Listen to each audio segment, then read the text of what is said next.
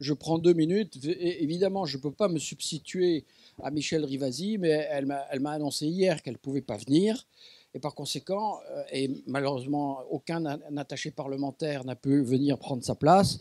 Donc très très vite, je prends 2 minutes, je vais vous dire ce qu'elle voulait dire, mais évidemment, la prochaine fois, ça sera elle qui viendra le dire. Hein.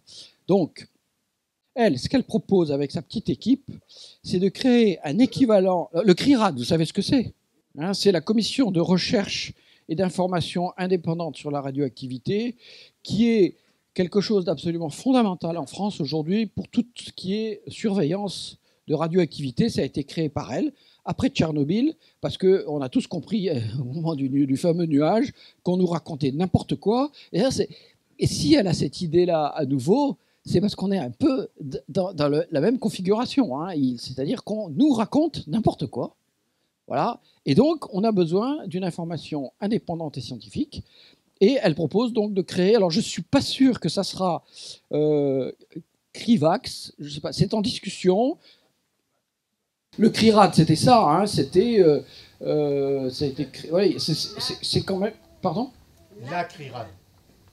Qu'est-ce que j'ai dit ? Oh, non.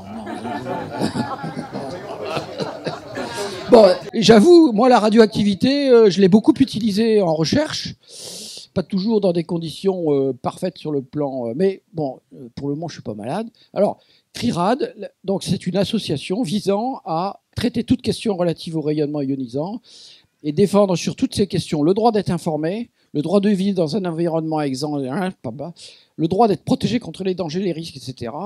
Et concerne en particulier les dispositions normatives, législatives et réglementaires. Voilà, alors ça, on en a besoin. Alors je pense qu'il y a des gens qui vont en parler, ou d'autres, on peut en parler pendant la discussion aussi. Ça, pour les vaccins, puisqu'on est sorti du domaine du sanitaire et du scientifique pour passer dans le domaine du légal, dur à l'ex, cède l'ex. On est obligé de respecter la loi.